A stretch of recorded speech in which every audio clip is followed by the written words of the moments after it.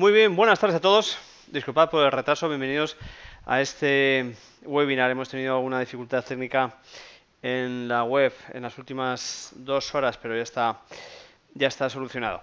Bien, bueno, recordar que estos webinars están ofrecidos por David Aranzábal, ese soy yo, por si acaso aún no me conoce, y por markets.com. Bien, bueno, saludos a todos. Hay un montón de gente saludando en el chat. Claro, tanto tiempo esperando, ¿verdad? Buenos días desde Barcelona, Argentina. Sí, bueno, alguno me está preguntando a ver si ya me bañé en la piscina. Claro que sí, eso es sagrado, todos los mediodías. Muy bien. US Dollar Index, Miguel Ángel, sí. El US Dollar Index está pegando una subida muy fuerte, pegó el jueves una subida muy fuerte, más que por revalorización del propio US Dollar Index, por la venta masiva de eurodólares, que lo que hacen es, en el par principal, que tiene más volumen contra el dólar estadounidense, hacer revalorizarse el dólar estadounidense. Y, por lo tanto, al haber bajado también ese jueves la libra esterlina dólar contra el dólar estadounidense, lo que hicieron es que entre ambos, que tienen más del 60% del volumen total o 70% del volumen total dentro del basket, dentro de la cesta del US Dollar Index, por lo que ha hecho es, en un momento dado, tirar hacia arriba, ¿vale? Ha sido más por efecto de devaluación de las monedas europeas, más que por la propia revalorización del US Dollar Index. Y de hecho, la gran revalorización que tuvo el US Dollar Index a mí me impresionó mucho el jueves, más que la caída que tuvo el euro dólar.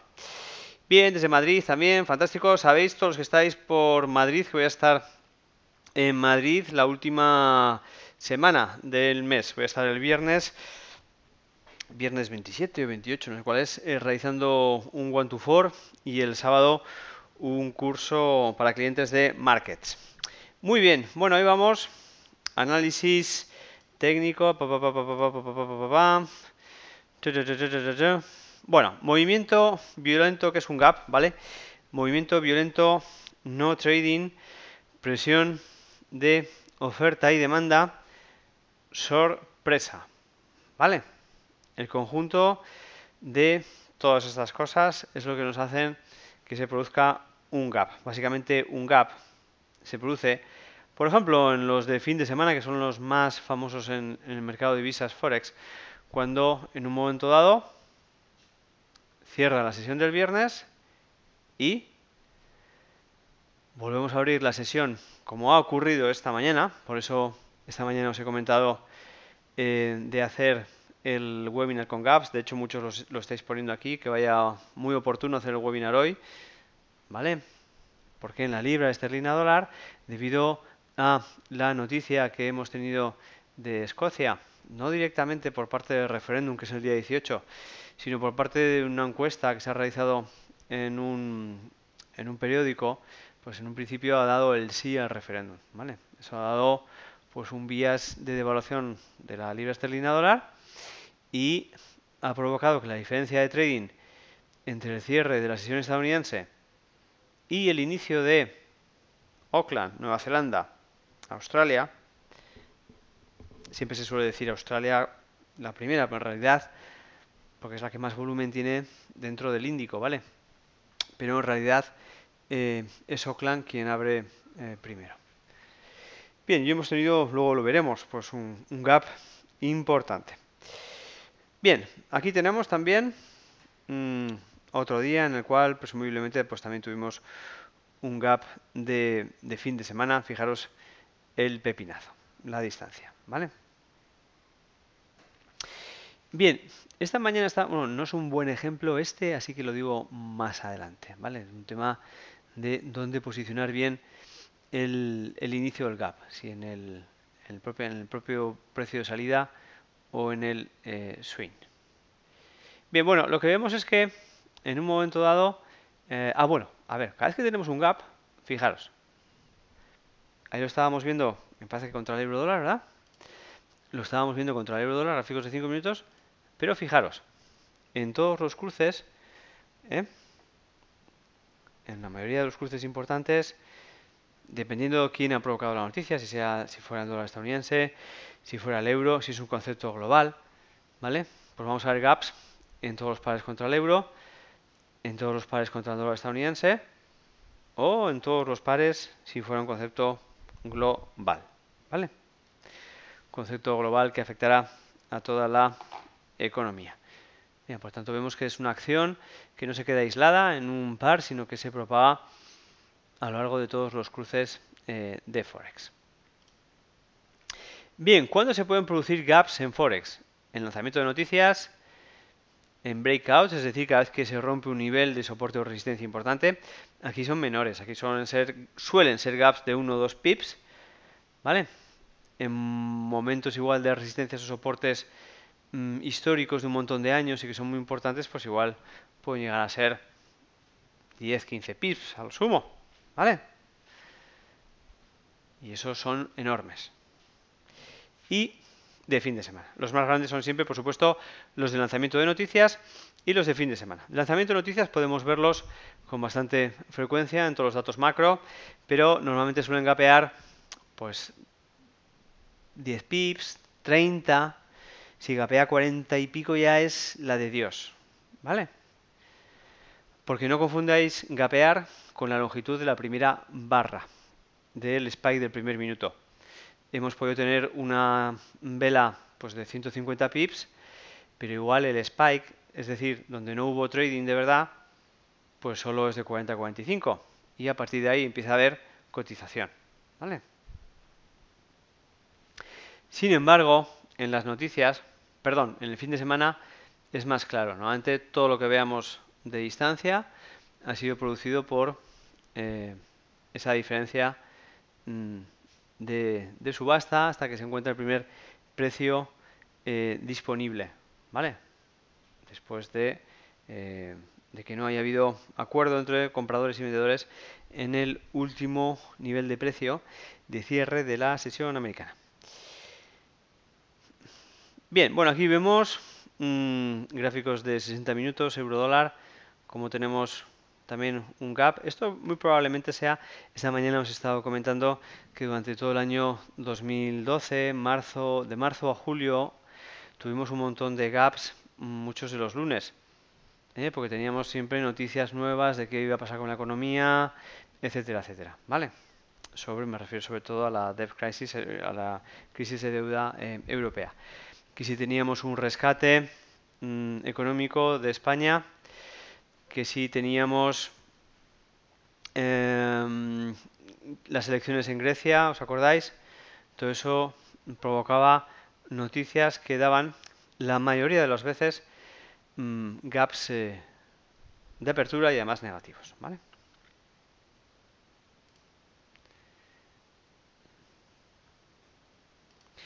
Bien, estrategias para aplicar con gaps. Hoy, disculpad, vamos a ir un poquito más rápido, vamos a hacer el webinar un poquito más rápido, ya que hemos tenido que empezar un poquito más tarde. De todas maneras, los que hayáis estado esta mañana, en el webinar de esta mañana, hemos hablado mucho también de esto de los gaps. Lo que pasa es que he dicho, bueno, vamos a continuar con la extensión del tema entero, no solo un resumen esta tarde, ¿vale?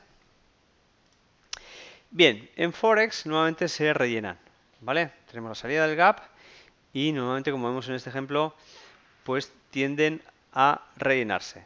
Pero ojo, lo que sí que es cierto es que, porque claro, si no sería muy fácil, bueno, pues ya tenemos el gap y cojo y en un momento dado, pues venga, pues ahora me pongo corto, si el gap ha sido alcista y ya está. No es tan fácil, por dos cosas.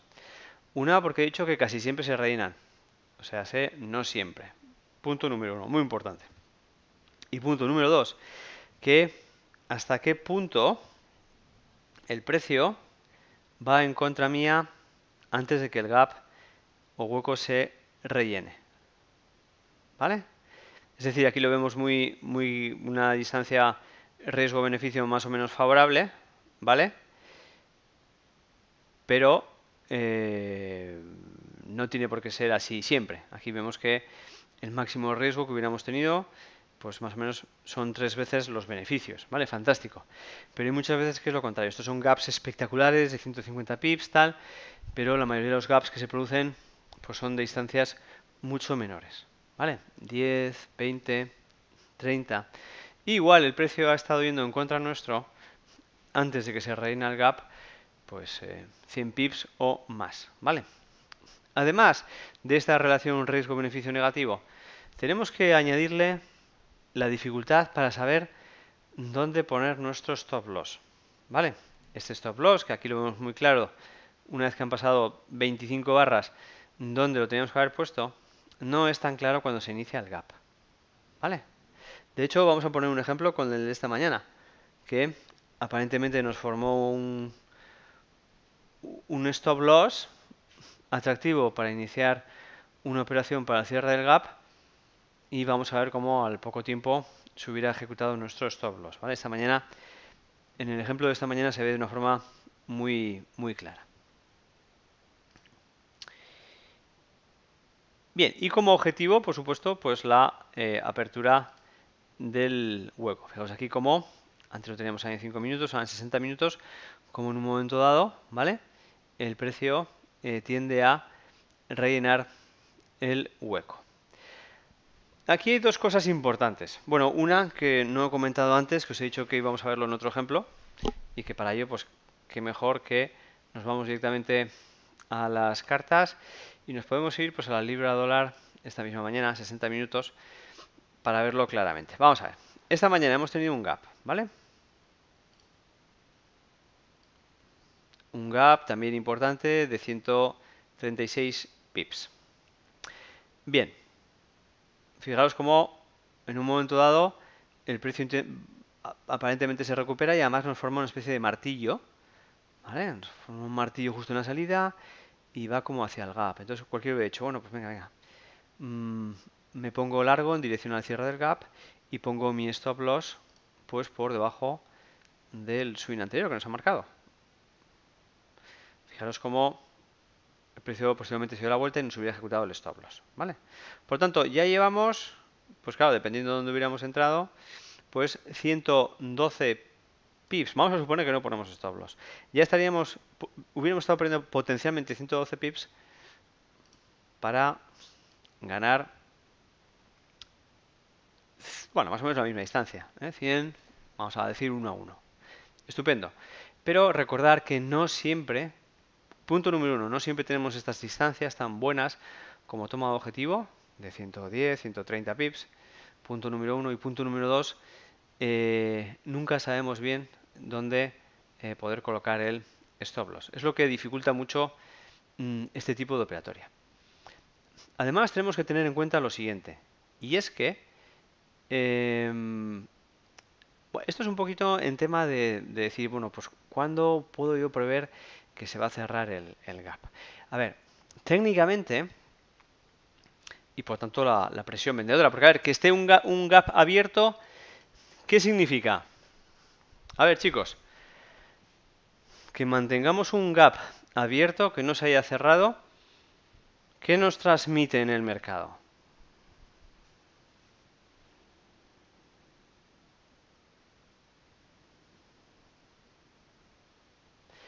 Que tengamos un gap abierto y que no se haya cerrado 24 horas después, ¿qué nos indica?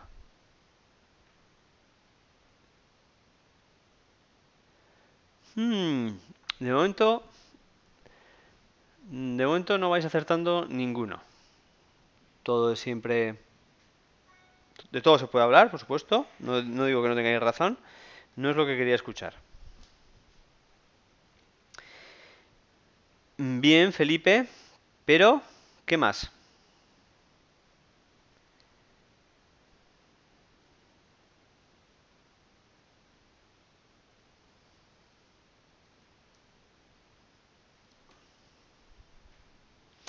Bien, pues que siga habiendo fuerza, presión vendedora. ¿Vale?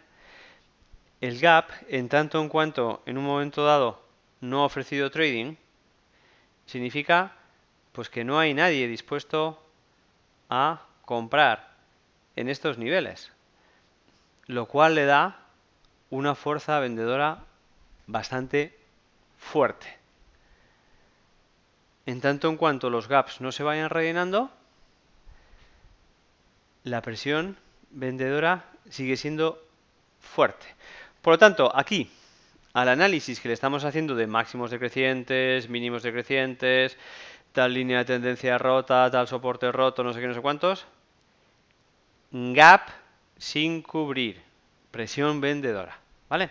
Bien, pero en Forex, según mi experiencia de todos estos años, más de 10 años haciendo intradía, en Forex, ¿cuándo considero yo que la fuerza vendedora o compradora en un momento dado, si hubiera sido al revés, ha finalizado?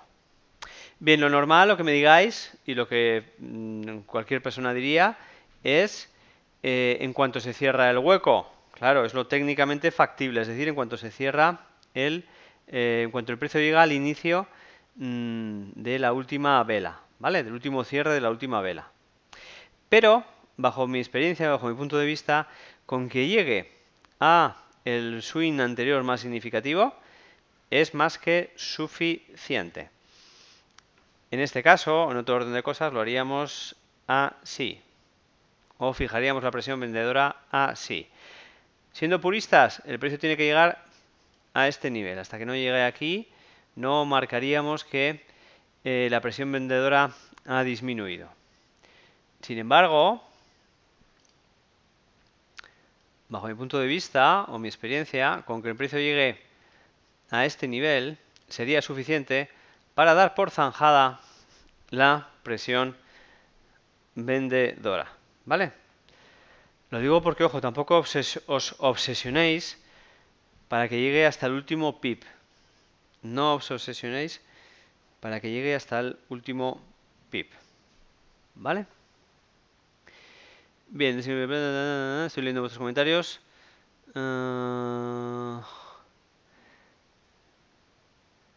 ¿Actuaría de zona de resistencia en un futuro si no se cierra un gap? Sí, sí, claro, efectivamente. O sea, vamos a ver. Vamos a suponer que pasan aquí un mes, ¿vale? Vamos a suponer que pasa un mes y que el precio sigue en este momento pues bajando, ¿eh? Vamos a suponer que el precio sigue haciendo trading con presión bajista. Recordar, esta es una de estas dos zonas, es lo que nos marca el fin de la presión vendedora, ¿vale? Y el precio pues nos baja hasta el 1.60, en el 1.60 hace un doble suelo, ¿vale? Y cuando vuelve a recuperarse, desde el swing, porque también siendo puristas, desde el precio de apertura, pero no, desde el swing que tengamos más cercano, ¿vale? Hasta el otro swing, siendo más puristas, hasta el otro precio de apertura, de cierre, bueno, de apertura en este caso, todo esto es una zona de resistencia, todo el nivel es de resistencia, ¿vale? Hasta que ya consideramos que lo ha atravesado, ¡ping!, y ya no hay presión vendedora, ¿vale? O sea que no solamente en el momento actual, sino que incluso, aunque esté el precio ahora 2 semanas por ahí por el 1.60, si vuelve, de nuevo va a ser zona de resistencia, ¿vale?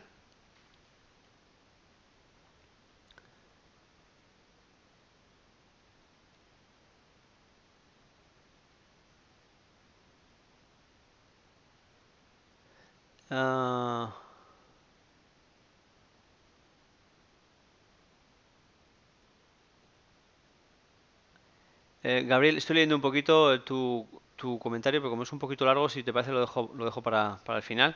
Pero recordar eso, no lo he leído del todo, pero he leído entre líneas stop loss, no sé qué.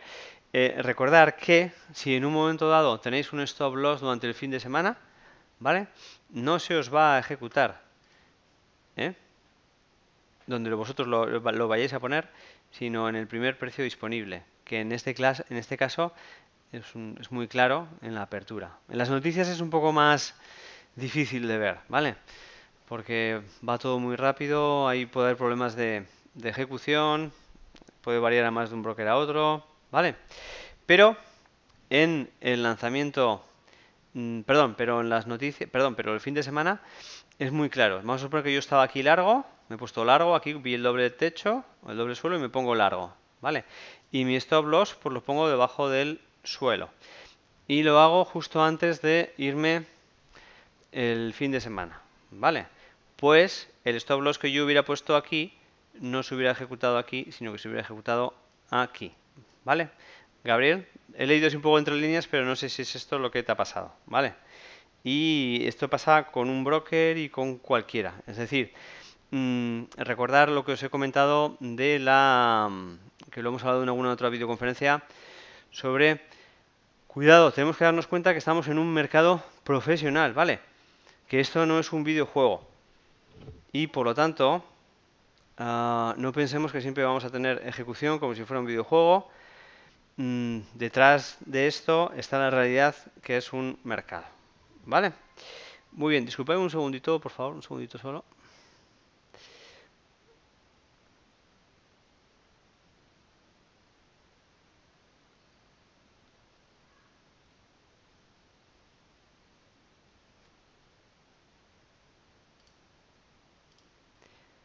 Bien.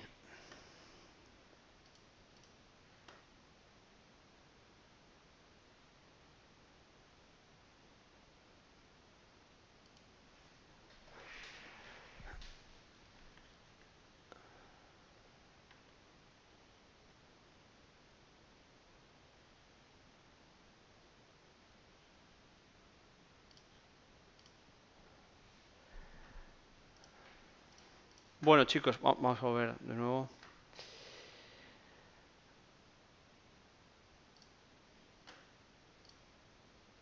Bien, bueno, más ejemplos de, de gaps. Por ejemplo, tuvimos en el 2012, en la web, en la Financial Crisis, en la European Financial Crisis, en la crisis europea de deuda, tuvimos un gap en el euro dólar de un fin de semana que hubo 150 pips de gap o ciento y pico. El precio se recuperó durante los días siguientes o semanas hasta el 80% de ese gap, pero no llegó ni siquiera a uno de esos niveles de swing, ¿vale? Sino que se quedó un trocito ahí abierto. Eso fue por abril, mayo y la presión vendedora, como sabéis, llegó hasta agosto, ¿vale? Es decir, que luego ya después sí, cuando Mario Draghi en vísperas de los Juegos Olímpicos en Londres dijo que iba a hacer todo lo posible por recuperar el euro y todas las medidas que cada mes, poco a poco, cada varios meses, nos ha ido dando para el estímulo de la economía, pues lo que hizo en un momento dado es crecer el euro dólar, ¿vale? Fortalecer el euro dólar porque en esos momentos el mensaje era de salvar la zona euro. ¿Por qué baja ahora cuando también está dando mensajes de estímulo de la economía? Bueno, porque ahora estos estímulos son de debilitamiento de la moneda, porque son de impresión de dinero. Y la impresión de dinero siempre devalúa la moneda, ¿vale? Bien, bueno, pues eso es todo, más o menos. Ha sido un webinar un poquito más rápido de lo habitual, porque es que además hemos hablado de esto con también cierta extensión esta mañana. Recordar que todos los webinars que estamos haciendo están grabados, están puestos en nuestro canal de YouTube, también están puestos en nuestra web y que si estáis registrados en nuestra web, pues los sábados recibís un email con resumen de todo lo que hemos estado haciendo, ¿vale? Así que un abrazo y nos vemos. Hasta ahora.